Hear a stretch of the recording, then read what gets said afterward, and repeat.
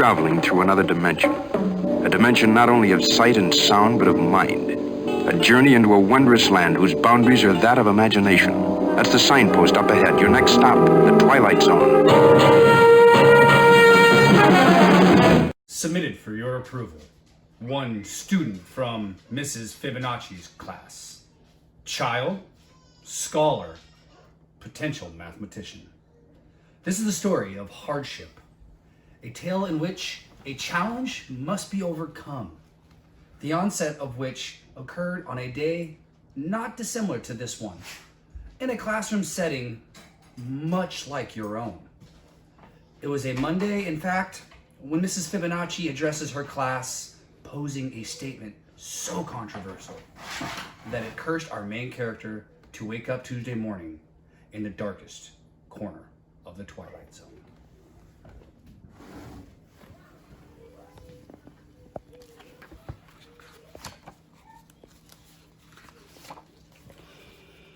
On Monday in math class, Mrs. Fibonacci says, you can think of almost everything as a math problem.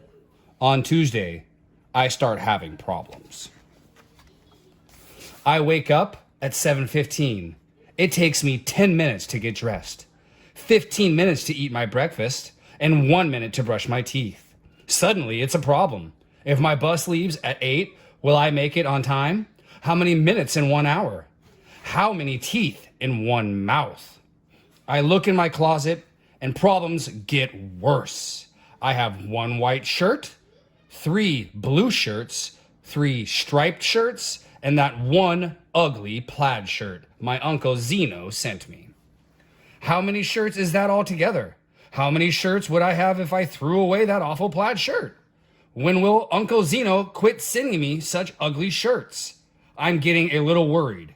Everything seems to be a problem. I take the milk out from my cereal and wonder, how many quarts in a gallon? How many pints in a quart? How many inches in a foot? How many feet in a yard? How many yards in a neighborhood?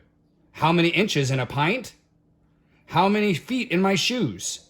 I don't even bother to take out the cereal. I don't want to know how many flakes in a bowl.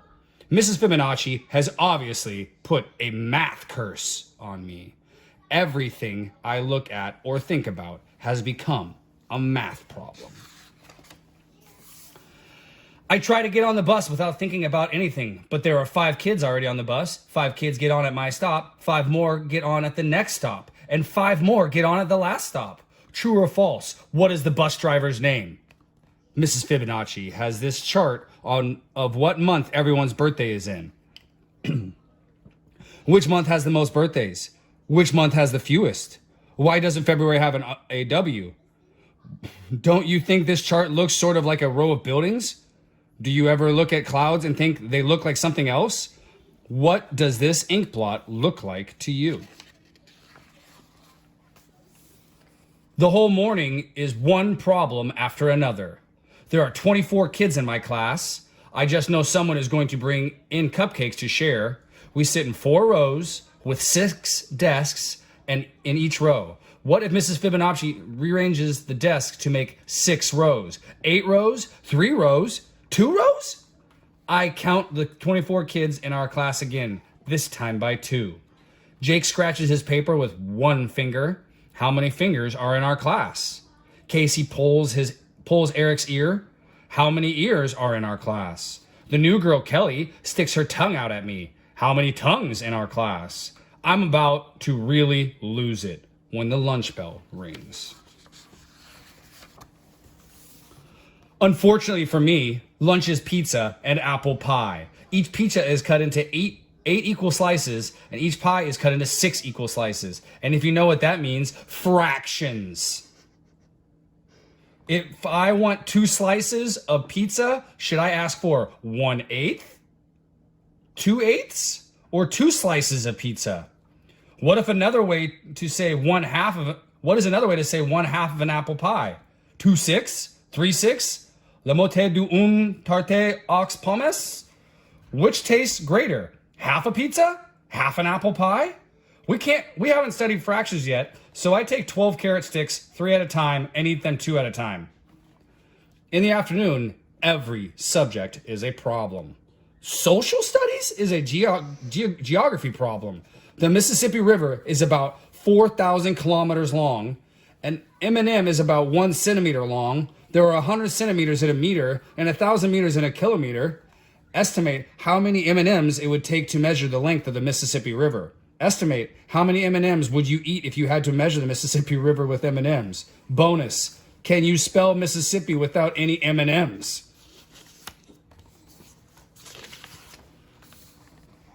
English is a word problem. If mail plus box equals mailbox, does lipstick minus stick equal lip? Does tuna fish plus tuna fish equal fornafish?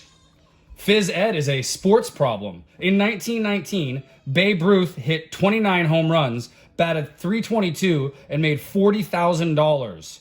In 1991, the average Major League Baseball player hit 15 home runs, batted .275, and made $840,000. Circle the correct answer. Babe Ruth is less than the average modern baseball player. Babe Ruth is greater than the average modern baseball player. Babe Ruth is equal to the average modern baseball player. In art, we finally get to relax with a connect the dot picture. Here is my picture. Too bad it turns out to be a connect the ancient Mayan numerals picture. Math is just a total problem. Mrs. Fibonacci says there are many ways to count. She asks us to give some examples. Russell counts on his fingers. 1, 2, 3, 4, 5, 6, 7, 8, 9, 10. Molly says 2, 4, 6, 8, 10. Mrs. Fibonacci says, I always count 1, 1, 2, 3, 5, 8, 13. But on the planet Tetra, kids have only 2 fingers on each hand. They count 1, 2, 3, 10. And on the planet Binary, kids have only 1 finger on each hand. They count 1, 10. What are the next 5 numbers in each sequence above? Do you think Mrs. Fibonacci has been to the planet Tetra? How would you bowl if you lived on the planet Binary?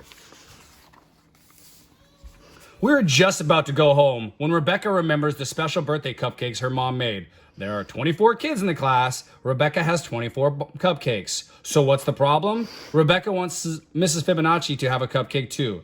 Everyone is going crazy trying to figure out what fraction of a cupcake each person will get. I'm the first to figure out the problem. The answer. I raise my hand and tell Mrs. Fibonacci, I'm allergic to cupcakes. Everyone, 24, believes me and gets one cupcake. No one, 0, has to figure out fraction. I stagger out of school. I'm a math zombie now. I have to find something to break this math curse. I decided to try chocolate. My favorite candy bar is usually 50 cents. But guess what? Today it's on sale for 50% off. Where A equals the number of letters in your first name, B equals your age, and C equals your shoe size, I decided to buy licorice instead. I pull out my money. I have a $5 bill, a $1 bill, a quarter, and a penny. George Washington is on both the quarter and the $1 bill. Abraham Lincoln is on both the penny and the $5 bill. So which is true? Washington equals 25 Lincolns, 5 Washingtons equal 1 Lincoln, 1 Washington equals 100 Lincolns, or 1 Lincoln equals 20 Washingtons. Don't forget to show your work. Extra credit. How do you think Thomas Jefferson feels about all this? I am now a raving math lunatic. What if this keeps up for a whole year? How many minutes of math madness would that be? What's your problem? Says my sister. 365 days times 24 hours times 60 minutes. I snarl. Dinner brings to no relief. While passing the mashed potatoes, Mom says, what your father says is false. Dad helps himself to some potatoes and says, what your mother says is true. Now think about that for a minute. If what Mom says is true and what Dad says is false, but if what Dad says is false, then what Mom says isn't true.